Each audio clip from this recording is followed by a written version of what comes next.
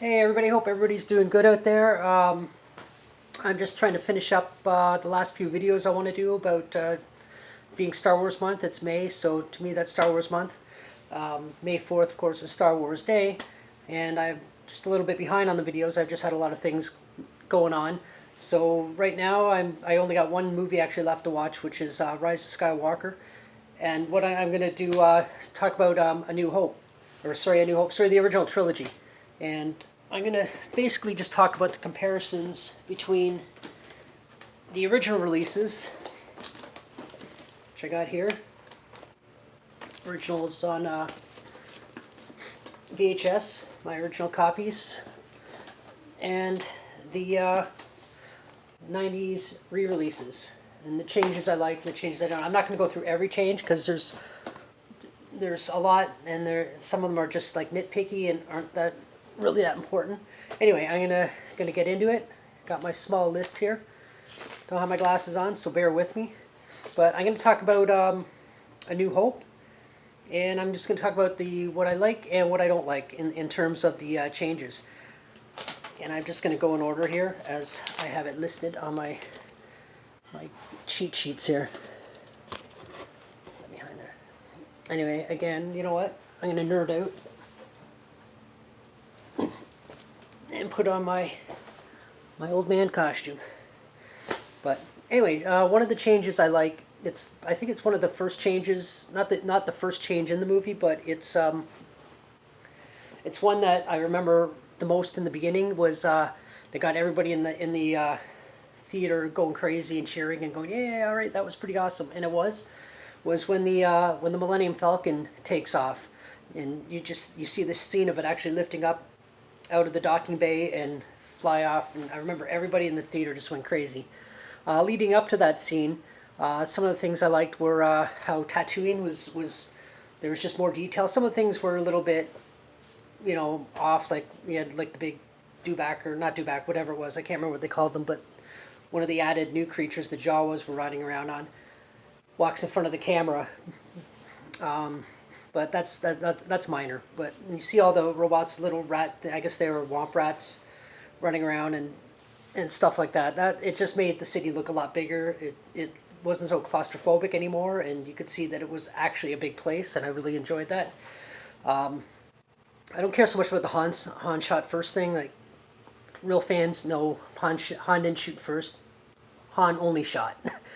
Greedo never shot. So that aside, one thing I do really hate, and I think it kind of screwed things up in a lot of ways, was adding Jabba the Hutt.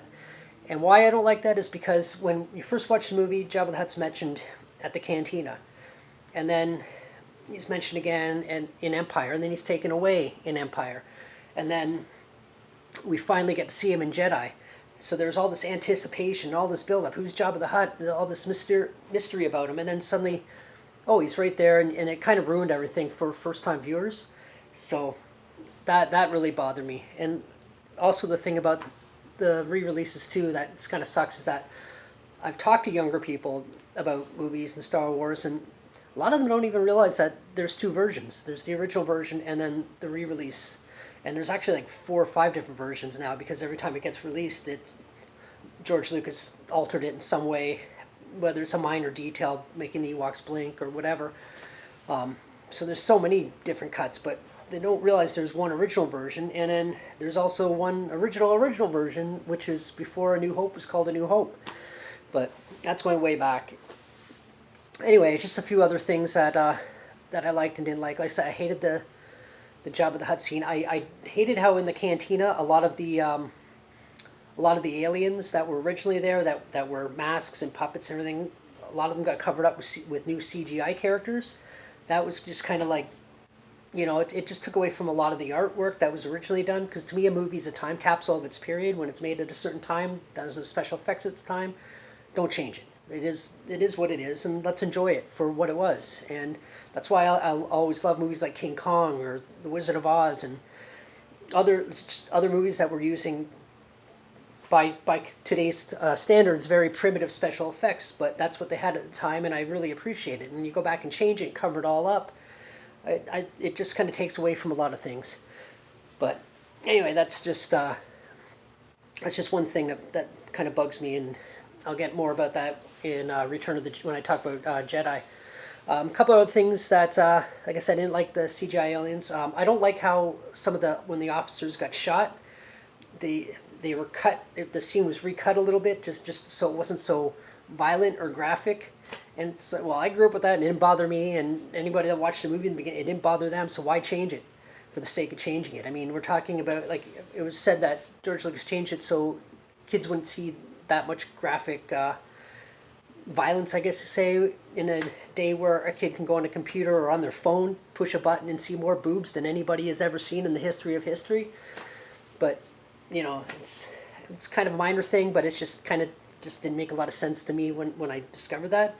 I like the planet explosions, how the ring was added, and the explosion was completely new. It was all CGI, but it looked badass, and it sounded really cool. So that was something that I really like. I liked when the X-wings were taking off and leaving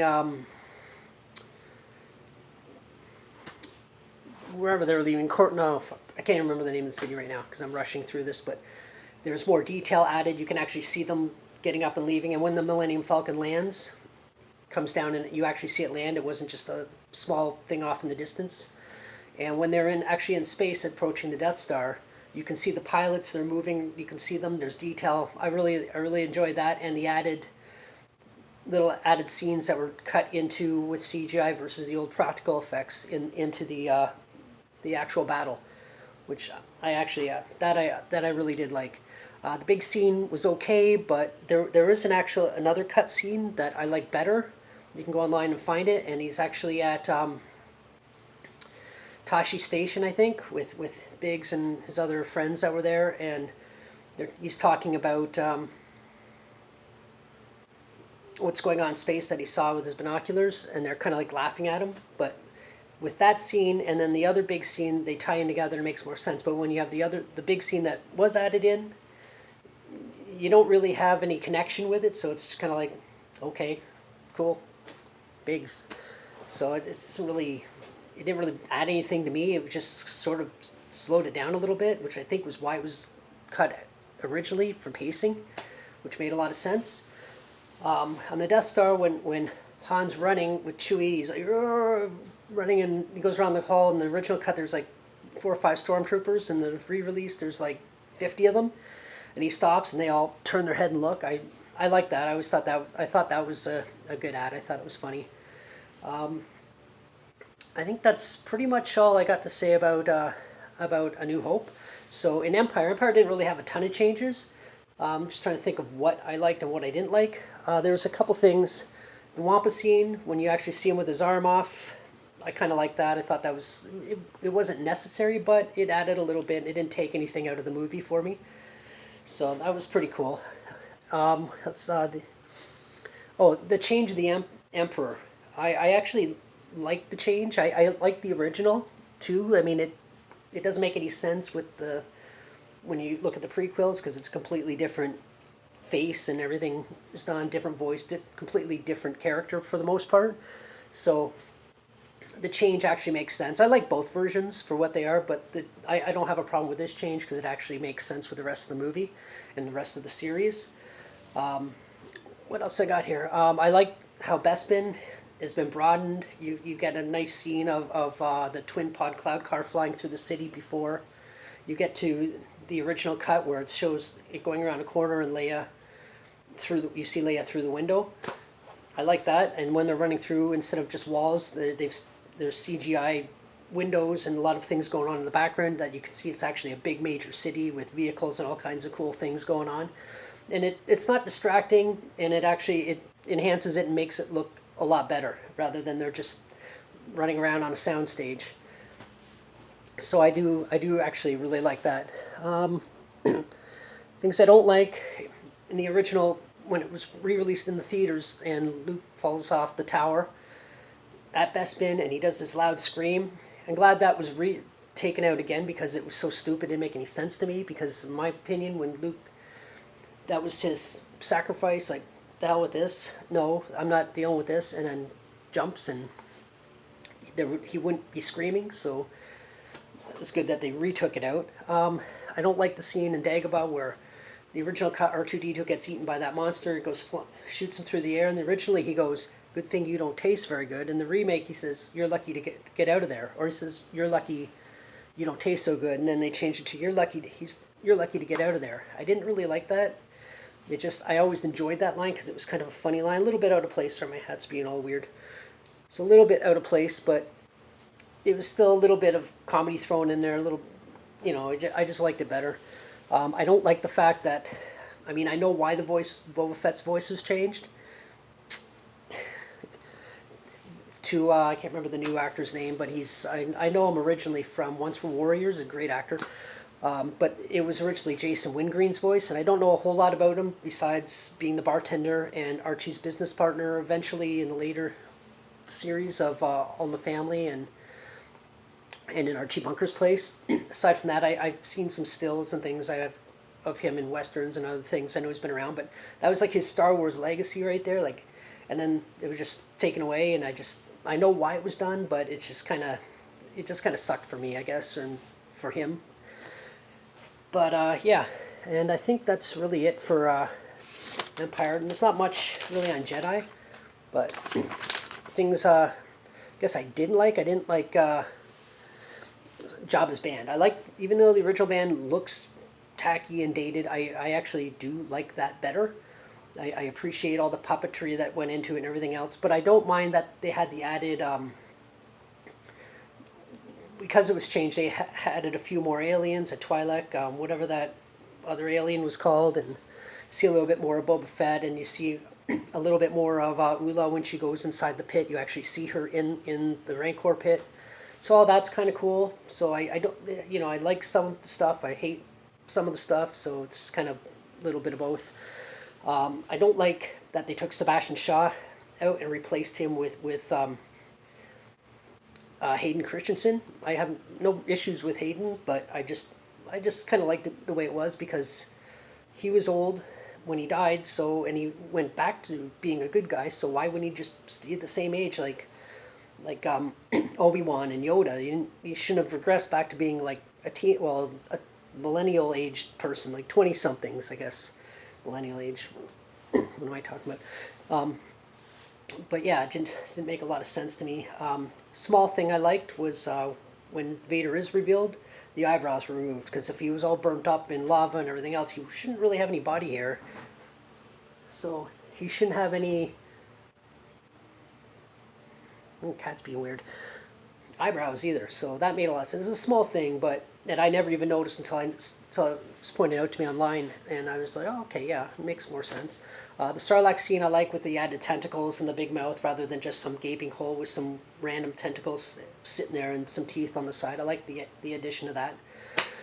What else? One thing it's give or take is the Nub Nub scene.